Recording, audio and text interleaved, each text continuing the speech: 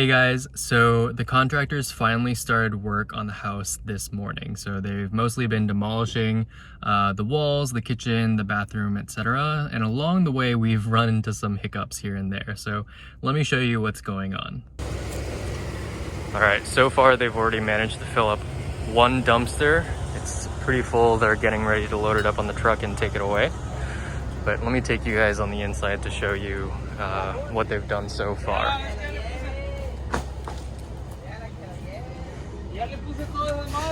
As you can see, I no longer have walls or a ceiling. Everything's just straight up to the attic, so that's a lot of fun. And something you may realize that's missing is the fact that there is no insulation on the exterior walls. That is huge, guys, because that means I'm gonna have to go to Home Depot, buy a bunch of insulation and get it all in there this weekend before they start putting drywall back up. Likely this upcoming Monday. They've demolished the coat closet, as you can see. It's troubling because I don't really know if that's the same case here. I'm betting it is. So what I'm gonna have them do later is cut a strip around the top of the wall so that I can basically shove insulation into it and then have them patch it back up. And something that I realized as I was removing the flooring is that it seemed like this portion of the house from the kitchen back, so that includes the office, the second bathroom, and this third bedroom, are all newer portions of the house. They're likely an extension or something. So because of that, the flooring is lower, but also the walls and the ceilings are newer. And given that, I took a look in this second bathroom, and it looks like there is some amount of insulation. Oh, they just took off this wall, so that's good for me because that means that there's insulation in this exterior portion towards the back. A lot of chaos. So I'm gonna bet that this is insulated as well. So the only portions that I have to take care of are gonna be this bedroom, the master bedroom, as well as the living room. Along with any insulation that's needed in the garage. But this is day one. They've gotten a lot out, and I'm excited to see what's next. All of this tile is gone. But yeah, I'm gonna be taking a trip to Home Depot now, buying additional insulation, and see you guys tomorrow.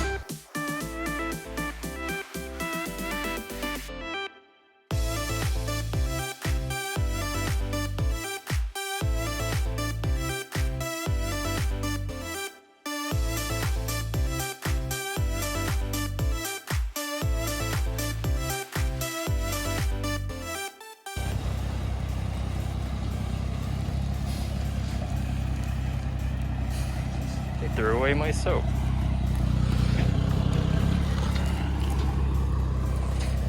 Precious commodity these days.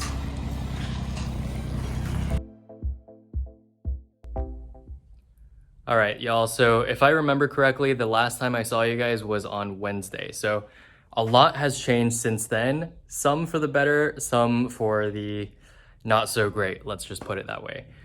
So I didn't end up actually putting up insulation this weekend. So the reason being is, as we were going through the house, we realized that the existing wiring was an absolute mess and definitely had to be replaced. So right now, throughout the house, all the wiring is mostly aluminum. And so that's a problem because aluminum corrodes very easily. And when it corrodes, it also has an increased risk of shorting out and causing fires, which is definitely something we don't want. There are actually a few places throughout the house in junction boxes and just against the walls, there are like huge black markings that indicate that there was probably small fires going on all over the place throughout the years.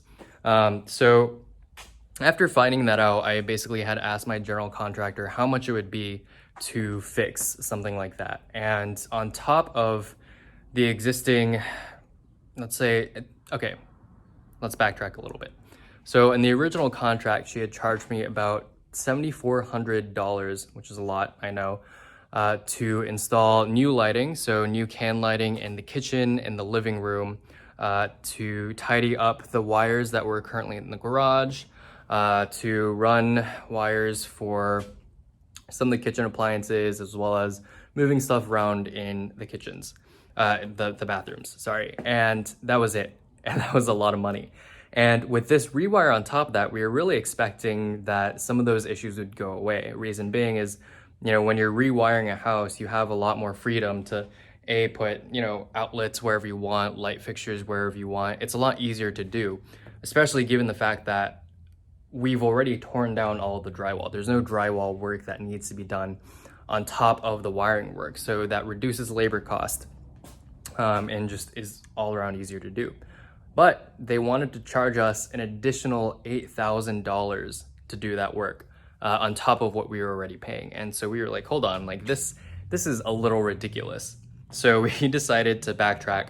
At first we negotiated back and forth. She got back to us saying that, okay, let's just combine all electrical work and say that it'll be $13,000 to rewire, to leave us a few boxes in the bedrooms, in the kitchen, in the living room, etc., to install like lighting and fans and whatnot. And they wouldn't actually install the lights for us, and nor would it be enough lighting that we actually needed. So we were like, don't know how we feel about that. So last night we did a lot of research. We contacted a bunch of other electricians in the area, talked to some family friends to see how much a rewire of the house should cost. And just everywhere on the internet and from word of mouth, as well as the quotes that I got from electricians for a full house rewire, basically the works, all the outlets I wanted, all the lighting I wanted, all the ceiling fans that I wanted, came out to be around $7,000 to $9,000. So I think what we're going to be doing is trying to cancel the electric portion that was in the original invoice and maybe pad that with some of the extras that we found in the additional invoices that she created for us. So stuff like new framing, replacing all the windows, as well as moving some plumbing here and there, and to hopefully pad the loss that she would incur by no longer doing electrical work for us, so that, all in, she's not losing any money and we save a bunch of money, probably around like $5,000 that we can use towards better appliances, or even new windows, or even additional extra things that we come up with. So we thought that was a much better use of our money. But because of that, we're gonna have to wait to install the insulation, because it's a lot easier for the electrician to come in and work in a house with no insulation, no sheetrock, and no plumbing, none of that. So it's just completely fresh slate. So basically, the moral of the story is, whenever you're working with a house that's as old as this, it becomes easy to fall down like this slippery slope of like, okay, the wall's already down, it's super easy to just do this or do that. Why not just do it all in one go? And when you have that sort of thought process, it gets easy to go way past your budget. And so that's what had happened to us, really. And now we're finding ways to scale it back as much as possible, given the circumstances. So with that being said, let me just take you through a quick walk around of the house as is. I think it looks so much better. It feels so much more open. I also cleaned up the shed a little bit and found some really cool stuff that I wanted to share with you guys. All right, so coming into the home, this is the living room. As you can see, that wall has been knocked down and the header beam has been installed to support that, the load of the roof that was originally being supported by that wall. They have completely knocked down this closet. It's going to be framed out for the coat closet in the future. They've installed the studs needed to seal off that wall from this bedroom. Moving on, we have the kitchen. They've started tearing down some of this disgusting drywall. I think they just used liquid nails to adhere the wood baseboard, or beadboards rather, to the wall. All this is going on. There's an old sub panel that used to be, I guess, the breaker. So what had happened was everything from the office forward was a much older portion. And so this is where all their wiring went to. But then once they created this new addition with the office, the bathroom, and this third bedroom, they essentially moved that panel over to the back, into the backyard. So here you can actually see the old siding of the house, which is pretty cool to see. I actually think it's, much sturdier than the vinyl siding that we have now. So I guess it's true that they don't really make them like they used to. This is the garage. So actually, I've kind of changed plans on how I want to proceed.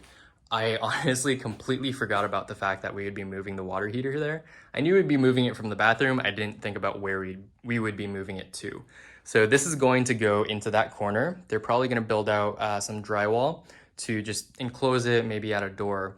And I feel like having a stacked washer dryer right next to it to the left of it is a kind of an awkward use of space, and you're not really going to have much room to maneuver if you were to say put a drawer there to fold laundry or whatnot. So my general contractor suggested just leaving it as is, you know, putting a washer here, putting a dryer here, and then building out a countertop on top of that to fold laundry. And I think that's a great idea, because then I also have rooms to install some floating shelves up top for additional storage. And you know, this is a pretty long garage. I don't think if I were to park in here, I would take up all this space. So, you know, I may still have room for a workbench or something in the corner. Moving on to these other bedrooms, I have decided to, instead of install another shower in that corner, install a tub. So we did measure it out. There is enough space. Another thing is, initially in the floor plan that I showed y'all last week, we would have been installing a door here to this bedroom. That means the office would have had access to this little enclosure and then this bathroom. However, we then thought about it a little bit, and we decided that it may be better to install a door on the outside, sealing everything off from the office space and allowing this bedroom to have their own private bathroom. I think that would be a better use of resources, and I think I could get a little more out of this bedroom after selling it or renting it out. With that being said, there's no real need for this archway anymore if the door is going to be where the office is, and so we'll probably be knocking down this structure, and that way we'll have a little more room for maybe, say, a dresser here or maybe a desk here, because while this closet is like decently sized, it's not the biggest in the world. So we can maybe extend that out in this portion here. Another example of just how weird the wiring was. So these outlets, instead of being wired, you know, through the building, it's actually wired outside. So it's kind of exposed to the elements, which is just all in all a little sketch. And my dad made the point that after, you know, if we're going through all the trouble, we're replacing the drywall, we're replacing the flooring, we're replacing the ceiling, everything is new, we might as well just go ahead and replace these super old windows as well. And I have to reluctantly agree with him, especially given the fact that we'll probably be saving money with the electrician, a third-party electrician doing our work rather than the general contractor's subcontractor. Now for the fun part, let me show you guys what I found in the shed. We cleaned it up a little bit so it looks a little nicer, more pleasant to the eye. We did a lot of cleaning in the back as well. So these, as you can see dangling below, this is actually a phone line. So there are a lot of cables running throughout the house, just all over the place and really cluttering the exterior of the home. So we decided to just snip all of those, as well as get rid of the old dishes that were on the roof. I don't know if you guys remember any of that, but yeah, there used to be a couple of dishes over there that we got rid of. Now, this is the shed. Did some sweeping, like cleanup, and yeah, here is the pile of salvage items I have decided to keep. There is, let's move this camera here. There is a really nice tackle box, a bunch of really nice lures and stuff that, you know, I think my brother-in-law may use when he goes fishing in Houston or something like that. There is a really old suitcase with some mysteries inside, so let me just open that up for you guys.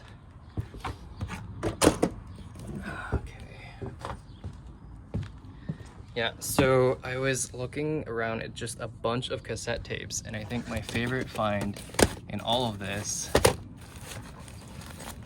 is this super old Making of Thriller cassette tape. I think that's just super cool. So, I mean, if anyone wants to buy it off me, It's for sale. Some other small trophies. This really cool old gas lamp that, you know, would be nice to have, maybe get it working again. I put this in my car, so I won't be able to show you guys, but I found a super old Marvel comic. I think it's like, what if the Avengers fought Galactus? So I thought that was a really cool find, and I'll see if I can salvage that to give it a read myself. They got rid of a bunch of pretty good wood, drawers and cabinets and the like, so I decided to rescue it, and in the future, say if I do some carpentry practice, I think it would be good scrap wood to have around and mess with cutting and stuff. All right guys, so I'm gonna leave it at that for this week, but you know, stay tuned for next week. Hopefully we will have all the electric done by then, and then we can proceed with the installation, and putting drywall back up and moving forward with the rest of the remodel. And you know, honestly, at the end of the day, that's what a house is just walls and systems within the walls. So hopefully once that's done, most of this project will probably be over. I say that, but obviously there's still painting and flooring installation, but I'm going to be doing that myself, so you can look forward to watching that. But yeah, if you haven't already, be sure to subscribe and follow me on Instagram. I'll be posting some updates there if you guys aren't already following me there. So hope everyone has a great rest of their week, and be sure to stay safe. Hey guys, quick addition to the video. I just spent the past like 2 hours or so negotiating with my contractor. I sent her the quote that I had received from some of the other electricians that I had requested a quote for, just to show the fact that she was essentially charging me double for what the market rate was, which was pretty ridiculous. So I was trying to get out of the contract that we had originally signed and just hire someone else to do all of the electrical work.